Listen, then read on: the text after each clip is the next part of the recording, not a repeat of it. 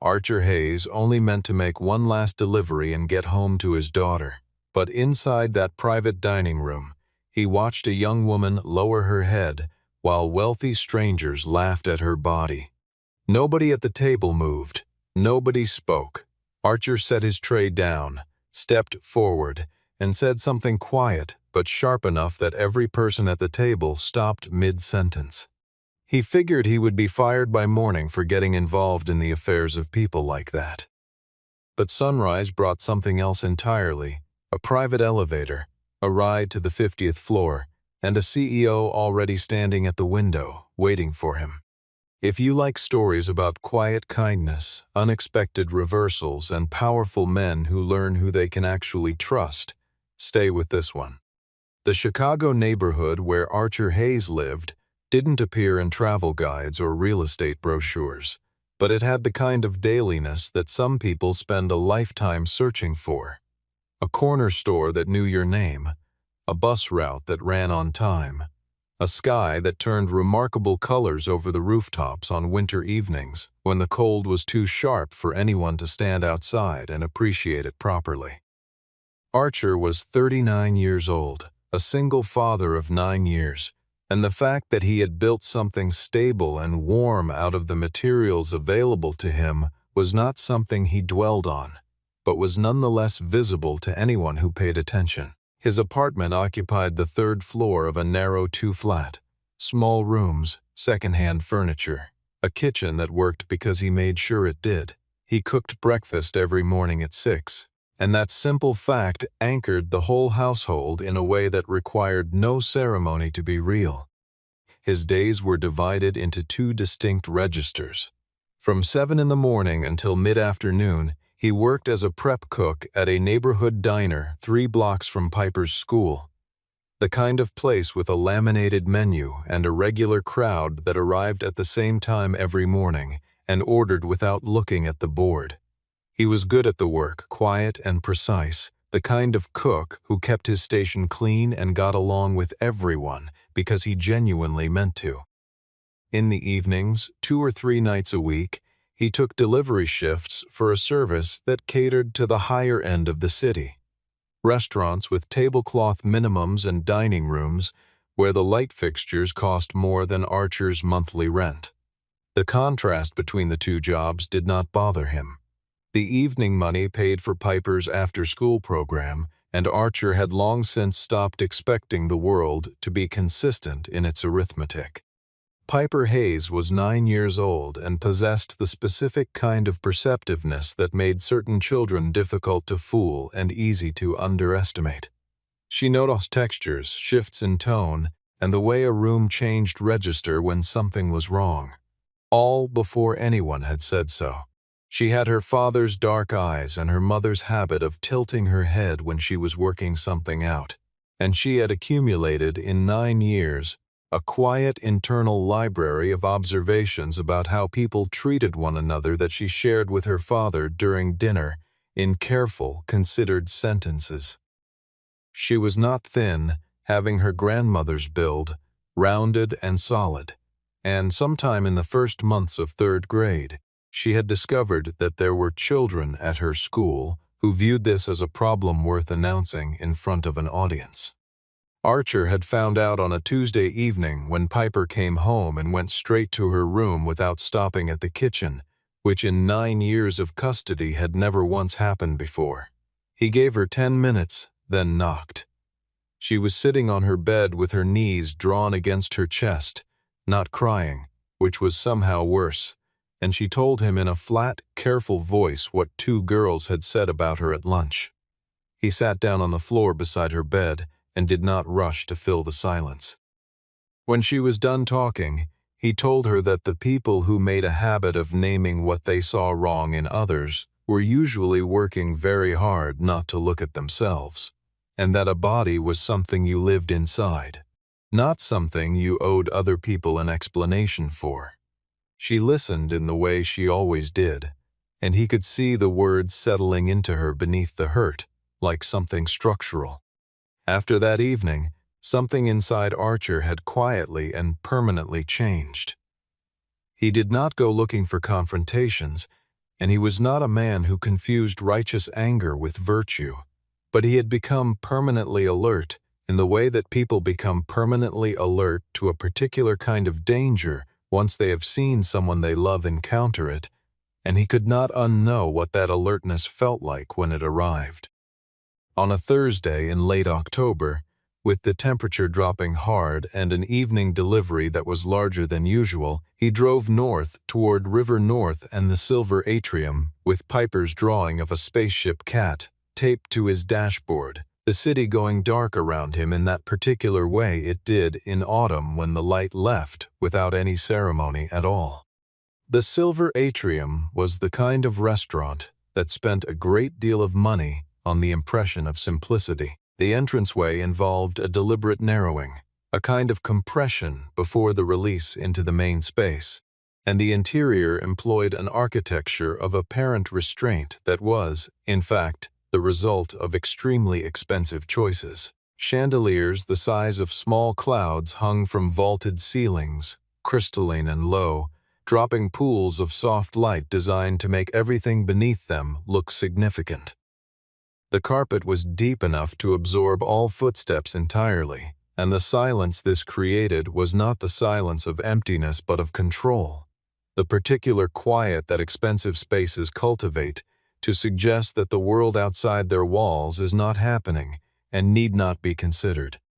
Archer knew the service entrance on the east side, the 2-minute staging area near the kitchen corridor, and the particular way event coordinators looked when they were managing something important, and preferred that the delivery staff not register it. The woman who directed him toward the private dining room that evening had that look, a focused pleasantness, barely covering the ambient stress of someone watching too many moving parts at once. She pointed him through a set of double doors and told him to use the side table. He thanked her and went in. The room held 8 people around a long rectangular table positioned beneath the most elaborate of the chandeliers. The group had clearly been there long enough for jackets to migrate to chairbacks, for glasses to reach half empty, and for the conversation to graduate past professional courtesy into something more comfortable and proprietary. Archer recognized the shape of this kind of gathering without knowing any specific names, a significant business arrangement nearing its close, being celebrated at a dinner designed to feel inevitable rather than calculated. 2 tablets and a folder of documents had been pushed to the far end of the table, making room for the appetizer plates and the performance of ease. Von Mercer was impossible to miss. He occupied the center of the table not only physically but acoustically. He was speaking when Archer entered the room, and he continued, speaking at the volume and pace of someone who had been the primary voice in the space for quite some time. He was in his mid-50s, broad across the shoulders, with silver hair kept at a length suggesting discipline and a suit so deliberately correct that the open collar was its own calculated statement. He spoke with both hands, frequently, and the people nearest him responded with laughter at the proper intervals, the kind of laughter that has learned its cues and arrives reliably. Archer began transferring dishes from the insulated bags to the covered side table with the practiced efficiency expected of him. He worked quietly and without looking up, which was the professional standard for events like this. Guests in private rooms preferred to pretend that service happened through some frictionless process requiring no human labor. He had no objection to the arrangement. It was while he was organizing the second set of dishes that he noticed the woman at the far end of the table. Young, early 20s, dark hair pulled back, clothing that was appropriate to the setting but quieter than everyone else's by several degrees of intention. Her hands were in her lap. She was not eating. She had positioned herself slightly turned from the table's center, as though she had calculated the angle at which she was least visible, and she was holding that position with a focus that Archer recognized as effort rather than ease. The shift happened the way these things always do, gradually, then all at once. Von Mercer finished a story that earned its round of laughter, took a long pull from his wineglass, and allowed his gaze to drift toward the far end of the table with the ease of a man surveying territory he considered his own. "Whitney," he said, and the word carried the particular warmth of someone who uses first names to establish a false familiarity, to narrow the distance between themselves and their subject before they do anything useful with it. "You've barely touched your plate. After we ordered everything on your behalf, that seems almost ungrateful." There was a brief, cheerful sound from the center of the table. Whitney looked down at her dish and said nothing. Vaughn continued, tilting his glass in her direction. Though perhaps, and here he let the pause do the work that words alone couldn't accomplish, the pause of a man who had learned that anticipation was often more wounding than delivery. "We should have been more careful about the portions. Some people find generosity a complicated thing to receive." He smiled. 2 people laughed. A third followed a beat behind. One of the women near the center of the table covered her mouth, not from embarrassment. Archer observed from the side table, where he had grown very still, but from the specific relief of someone who has just watched the joke land on somebody else. Whitney's face did something precise and practiced. Her mouth found a shape that, from a distance, would register as composed amusement, but her hands, which had been resting on her thighs, were now pressed flat against the table's surface, and the pressure was visible in her wrists. Her jaw had set. Her shoulders had drawn inward in the particular way people's shoulders move when they are attempting to reduce the surface area they present to a room, as though less presence meant fewer points of impact. Archer had stopped arranging dishes. He was still holding a serving lid. He had gone very still the way he sometimes went still when he was waiting to decide something. Vaughn had not finished. He was working within a rhythm now, and he had an audience, and he moved with the confidence of someone who had calculated that nobody in the room would interrupt him. "Boone always did have eclectic taste," he said pleasantly, addressing the table as a whole now, making Whitney a subject rather than a participant. "There's something almost sentimental about it, keeping people around for their personality." He glanced at her with fond dismissal, the expression of a man looking at something he found decorative but not functional. "You're a memorable addition to the guest list, sweetheart. Whatever that's worth this evening." The room received this with a sound somewhere between a laugh and a murmur, and 2 men reached for their phones, and the woman who had covered her mouth laughed once more, quieter this time, with the quality of someone who knows something has gone further than it should have, and is choosing, in real time, to keep going anyway. Archer thought about a Tuesday evening. He thought about a door, half open, and the sound of his daughter's voice going flat with the effort of describing something she hadn't expected to survive. He thought about what it meant to be in a room where something wrong was happening, and to have the choice, clear, available, and time-sensitive, of being the person who moved or the person who didn't. Whitney's chair scraped back from the table. It was not a dramatic departure. She was not making a scene. She was doing what people do when the only dignity still available to them is a quiet exit, removing herself before the alternative, which was to let them see that they had found her. That sound, the particular sound of that chair on the floor, was a sentence Archer read clearly and completely, and without any remaining ability to pretend he hadn't. He set the serving lid down on the side table. He turned toward the room. He did not raise his voice. That was the first thing anyone watching closely would have noted. The man from the delivery service did not shout, did not move quickly, did not make any of the gestures people associate with a confrontation being started. He simply stepped away from the side table, turned to face the group, and spoke at a volume perfectly calibrated to be heard without appearing to be aimed. "Excuse me," he said. Von Mercer turned with the slow confidence of a person who had not been interrupted in public in a very long time. looking at Archer with the brief automatic assessment of someone encountering an unexpected intrusion and arriving at a conclusion almost before the assessment had completed. "Yes? I'd ask you to stop," Archer said, looking at Vaughn directly. He was not smiling, but there was no aggression in him either. He had the demeanor of someone delivering information they considered factual and relevant and were under no particular obligation to soften. "What you've been doing for the last several minutes is not humor. It's a way of making someone feel wrong for existing inside their own body in a room they were invited to be in. I'd ask you to stop." The room had gone fully and completely silent, the particular silence of a signal cut mid-transmission, and 8 people looked at the man in the delivery uniform with varying expressions of disbelief. Vaughn's expression cycled, amusement to confusion to something beginning to arrange itself as offense, and settled into the particular look of a man who has been challenged by someone he considers structurally incapable of challenging him. "I'm sorry," he said, with the measured tone of someone who is not sorry at all, "but do you have any idea who you're speaking to?" Archer nodded once.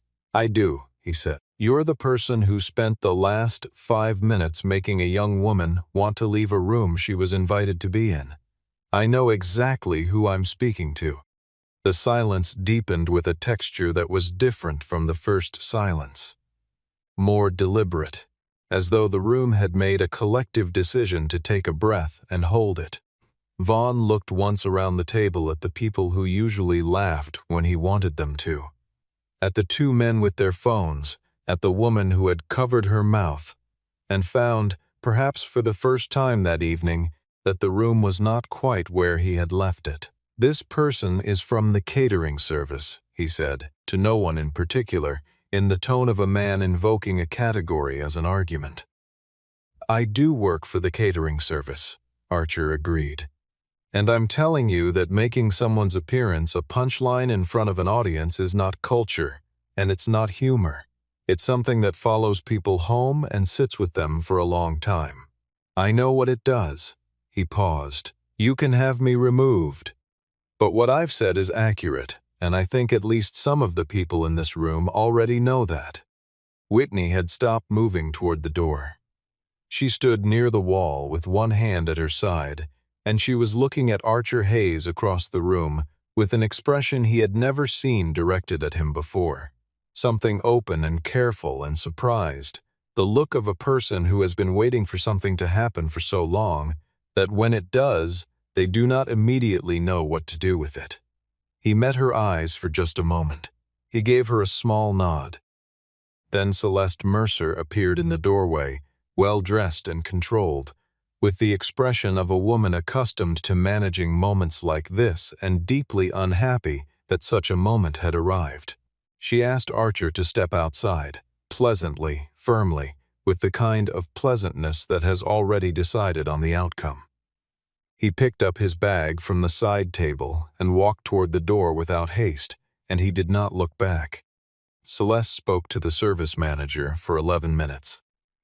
Archer stood in the staging corridor outside and counted them on the clock above the service entrance, listening to the muffled cadence of her voice through the door. Organized, purposeful, arriving at a conclusion she had decided before she began speaking.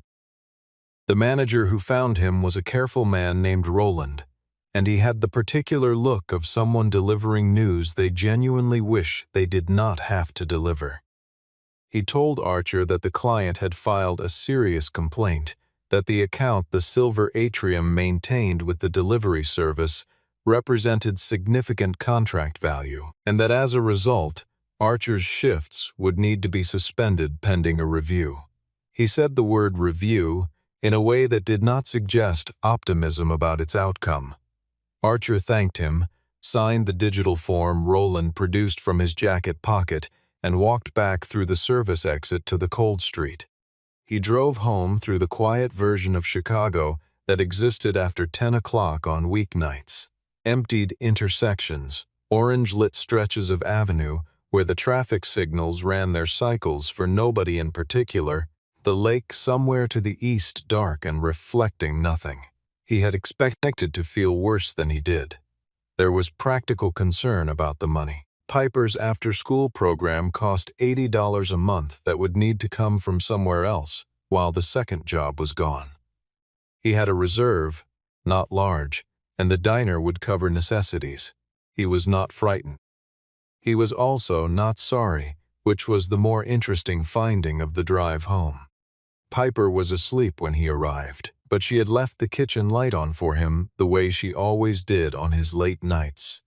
A habit she had started at age 7 with no prompting and maintained without explanation, as though she had simply decided he should come home to light rather than dark, and that was how it was going to be. He made tea, sat at the kitchen table, and looked at the drawing she had taped to the refrigerator that morning. 3 figures in a park, one tall with a lopsided smile, one small with curly hair, one 4-legged with enormous eyes. Their house, presumably. Their park. Their version of things, rendered with complete assurance in blue marker on construction paper. In the morning she came to the kitchen before he could get there first, and found him already at the stove. She studied his face with the attention she brought to everything, and asked why he looked tired. He told her he'd had a long night. She poured herself juice, sat at the table, and looked at him again. "Did something happen at work?" He thought for a moment. "I saw someone getting treated unkindly," he said, "and I said something about it. It didn't make everyone happy." Piper thought about this carefully. "Did it help the person?" she asked. He considered. "I think it might have," he said. She nodded, completely satisfied, and reached for her toast. That evening, in the 50-story headquarters of Boone International, 6 blocks from the restaurant district and 2 miles and several tax brackets from Archer's apartment, Conrad Boone sat in a conference room on the 48th floor, with a laptop open to a security footage file that Delaney Brooks had quietly pulled and delivered to his desk. He had watched it twice already. He was watching it a third time, volume low, image clear. He watched the man in the delivery uniform set down a serving lid and step away from the side table. He watched what happened next. He watched his daughter's face when the man spoke. He sat back in his chair and was quiet for a very long time. The call came at 8:47 the following morning, while Archer was walking Piper to school. His phone showed a downtown area code attached to a name he didn't recognize. Delaney Brooks, Boone International, which meant nothing specific, and therefore meant everything needed to be considered. He walked Piper to the school gate, watched until she was inside, and called back from the sidewalk with his back to the wind. The woman on the other end was precisely warm in the manner of professional assistants who understand that the quality of the first impression they create is an extension of their employers. She introduced herself, confirmed she was speaking to Archer Hayes, and said that Mr. Conrad Boone would like to invite him to the offices of Boone International at his earliest convenience. Today, if possible. His name would be with security at the 49th floor reception desk. Archer asked in his most measured voice what this was regarding. Delaney said, "Mr. Boone reviewed the security footage from Thursday evening and would like to speak with you personally. He wanted me to assure you that this is not a legal matter. He's grateful for your time."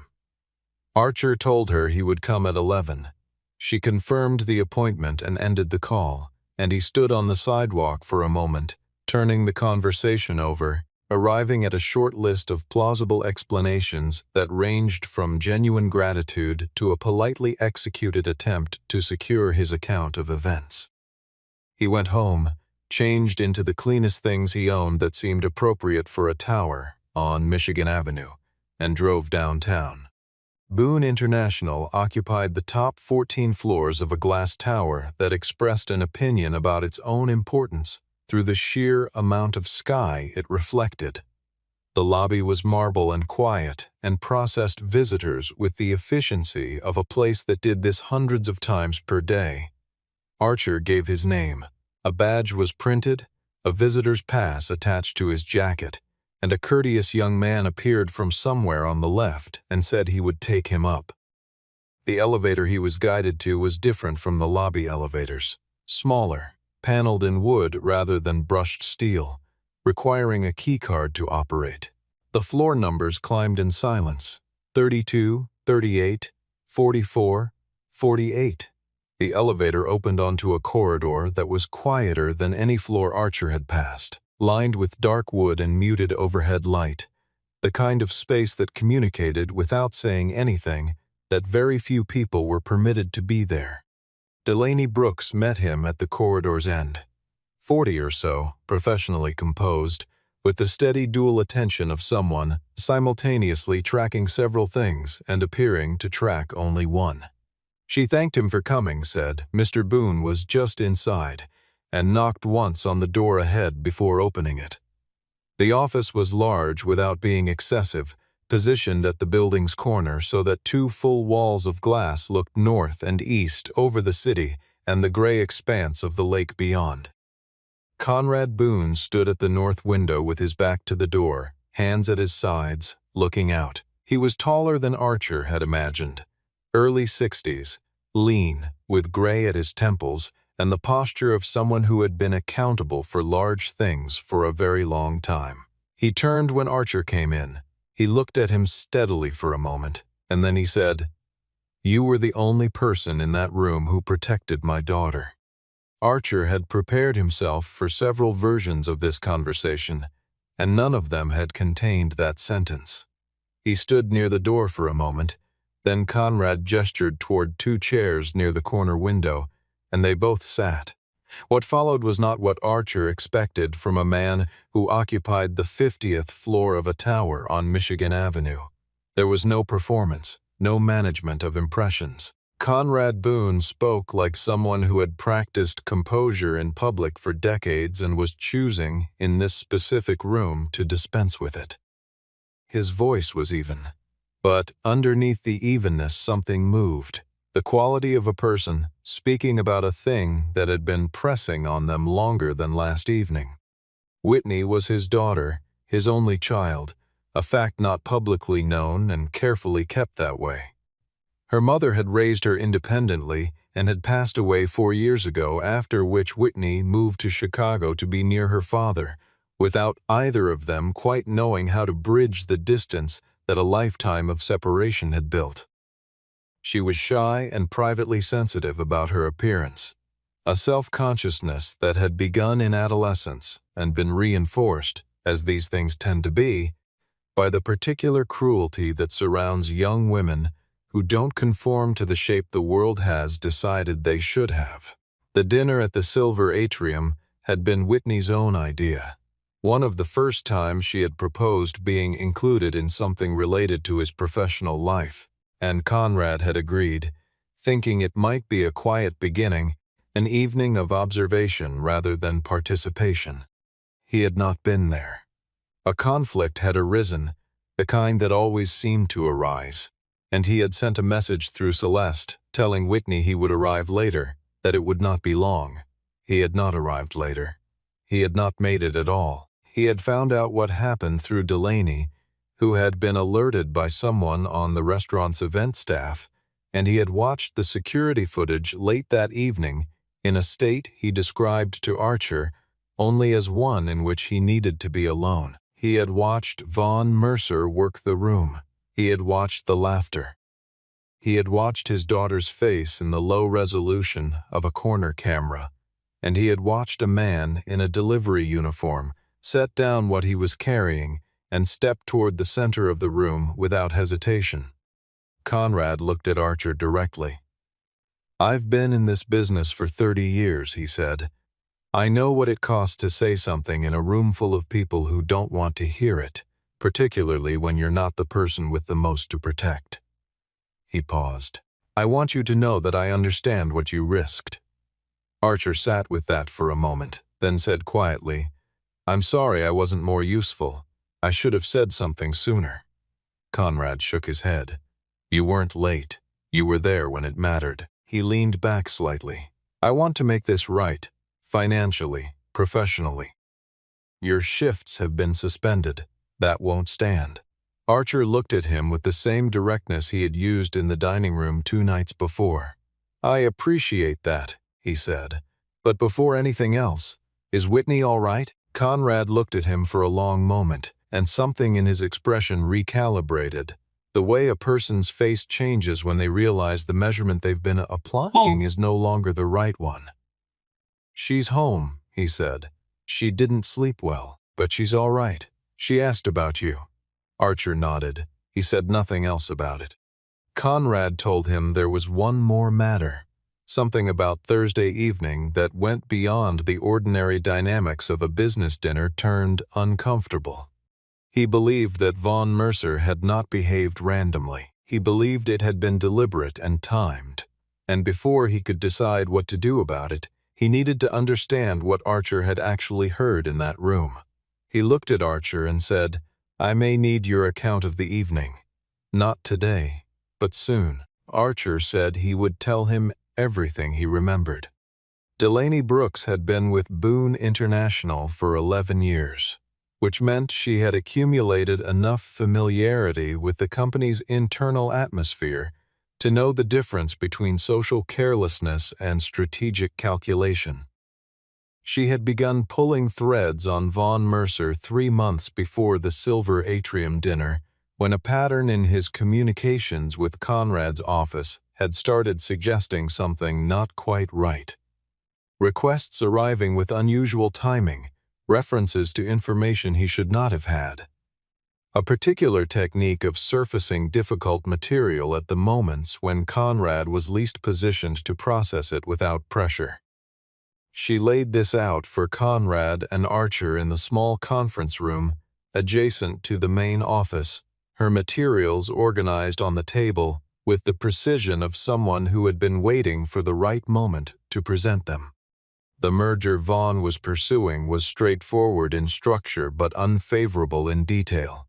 Boone International would absorb a mid-sized logistics company in which Vaughn held a substantial hidden stake, substantial enough that if the deal closed, his return would be worth more than 3 times his disclosed advisory fee.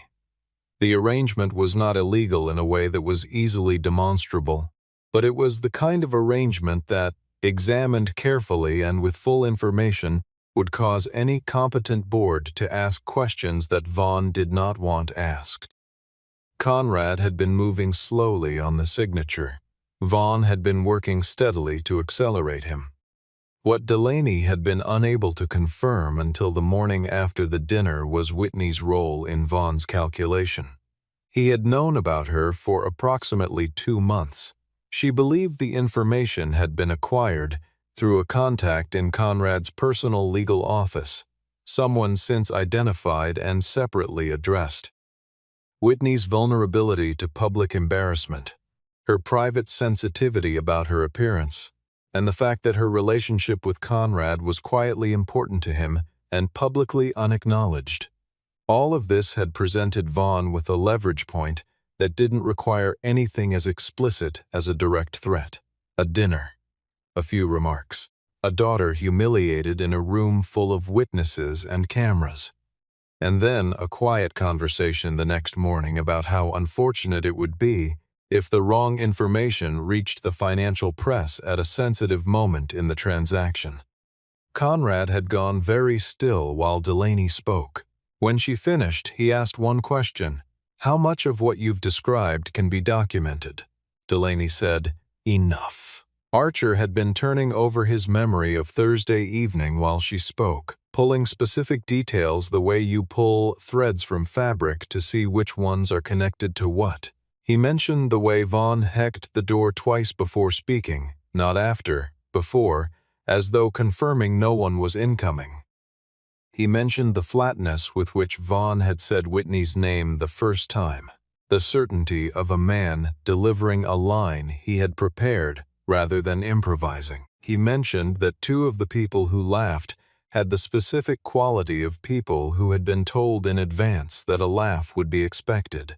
Delaney wrote these details down without visible reaction, but Archer noticed that her pen moved faster. Conrad stood, walked to the window, stood there a moment, and then turned with the particular clarity of a man who has made a decision and does not intend to revisit it.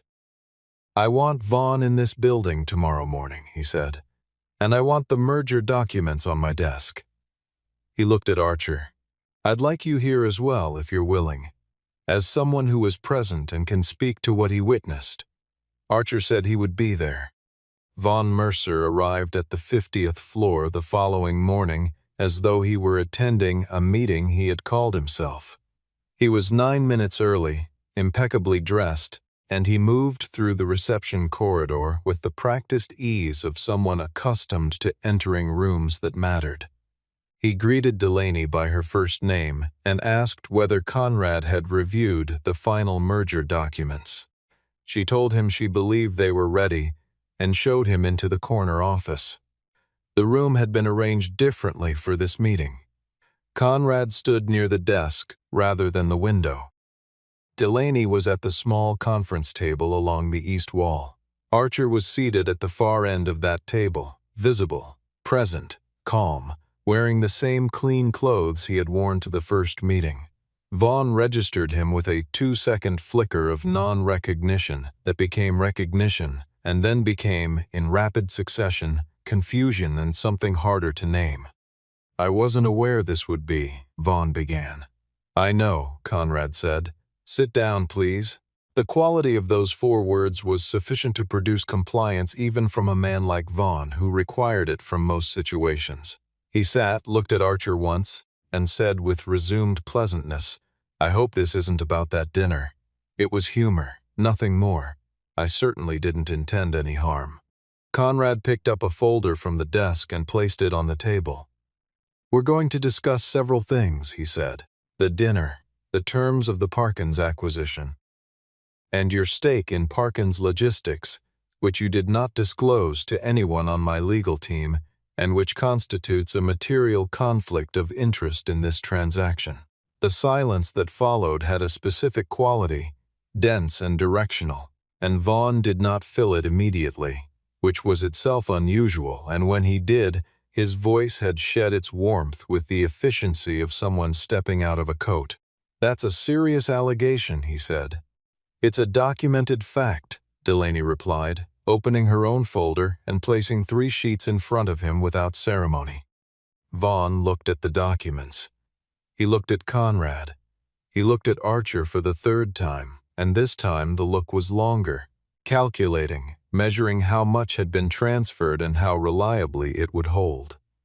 "I can tell you what I heard and when I heard it," Archer said quietly. "I can tell you that there was nothing spontaneous about it. I can tell you that you knew her name before anyone introduced her and that you checked the door twice before you said anything. That was when Whitney walked in. She had been in the waiting area, and Delaney had told her she could enter whenever she felt ready, and she had decided the moment had come. She came through the door slowly but without hesitation, and she stood near the wall and looked at Vaughn with the specific expression of someone who has stopped trying to be invisible. "I'm not going to talk about what you said," she told him. Her voice was steady, if not large. "I just want you to know that I understand what you were doing, and I'm not going to carry it for you." She looked at her father briefly, then back at Vaughn. "I'm done letting people use the way I feel about myself as something they can pick up whenever it's useful to them." Vaughn opened his mouth and then closed it. He looked at the documents in front of him. He looked at Conrad. Conrad said, "The merger is terminated. Your advisory agreement with Boone International ends today. Delaney will coordinate the details with your firm's legal counsel." He set his phone on the desk, face up, in the manner of someone concluding a conversation that is concluded. "I'd ask you to see yourself out." Vaughn stood. He looked once at Archer. He looked once at Whitney. He left without saying anything further, and the door closed behind him with an ordinary sound, the kind of sound that nevertheless carries the weight of something long overdue. The room was quiet after that, the particular stillness that follows something that has been a long time coming and has finally arrived, and everyone present is in the first few seconds of understanding that it actually happened. In the week that followed, things moved through Conrad Boone's world with the speed and completeness of decisions that had been waiting for authorization. The merger with Parkins Logistics was formally withdrawn. Von Mercer's firm released a brief statement about a change in strategic direction that said nothing and explained nothing. Celeste Mercer, who shared a surname with Von through a family connection neither had ever advertised, came to Conrad's office on the Thursday after the confrontation and sat across from his desk with a voice that had lost most of its professional finish and said that she was sorry. She was sorry for what she had organized. She was sorry for moving quickly to contain the situation when she should have moved more quickly to address what the situation actually was. She said she had seen Whitney's expression that evening and had made the wrong choice about what it required.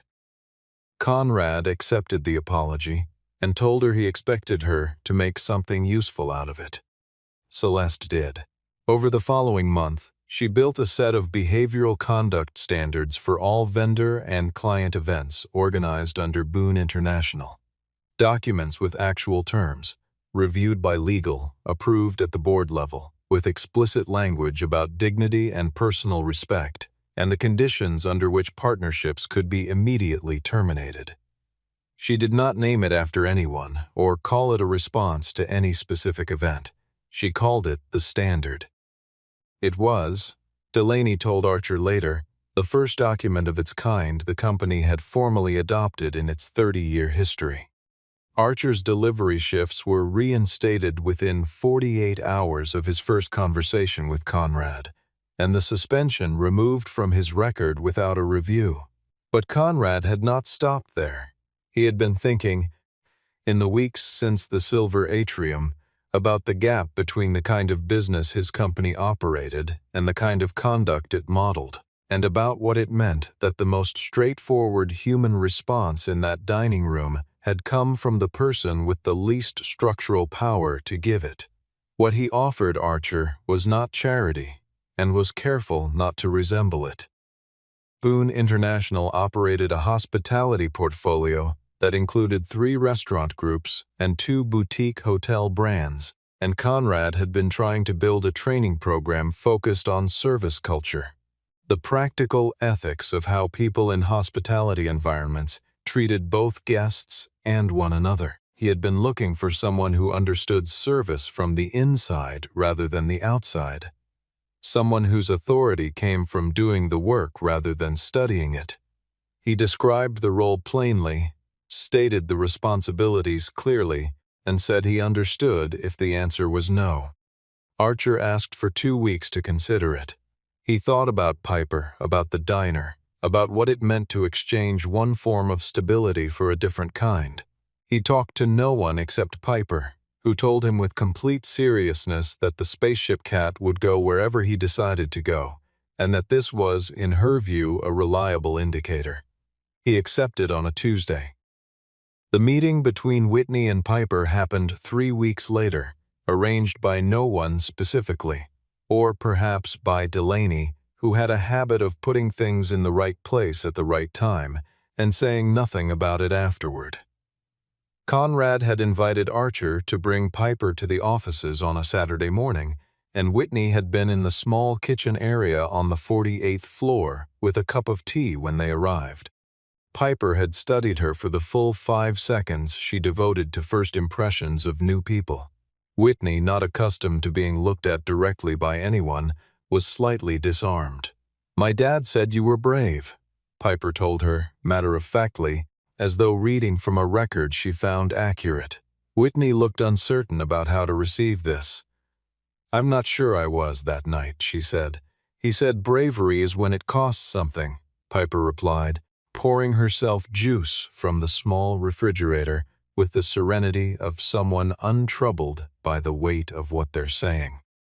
"He said the cost of that night was yours to pay.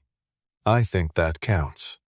Whitney looked at this 9-year-old for a long moment, and something in her expression loosened, just slightly, in the way things loosen when they have been held tightly for a very long time and someone has finally found exactly the right words to put down beside them. A month later, on a clear Saturday morning in November with the cold properly arrived and the city sharp under pale sky, Archer was walking Piper home past the business district when they turned onto Michigan Avenue, and she looked up at the Boone International Tower rising above the street.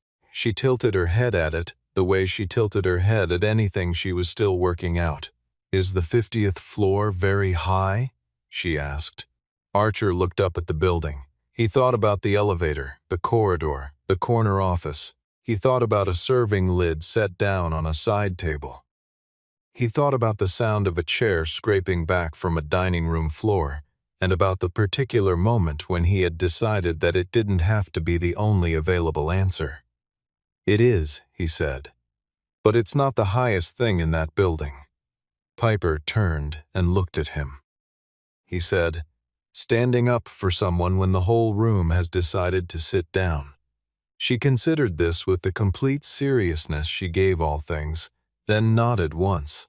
The nod of a person who has determined that something is true and does not need to revise it. And they walked on together through the cold, bright morning, the city wide around them, the building behind them, the day ahead.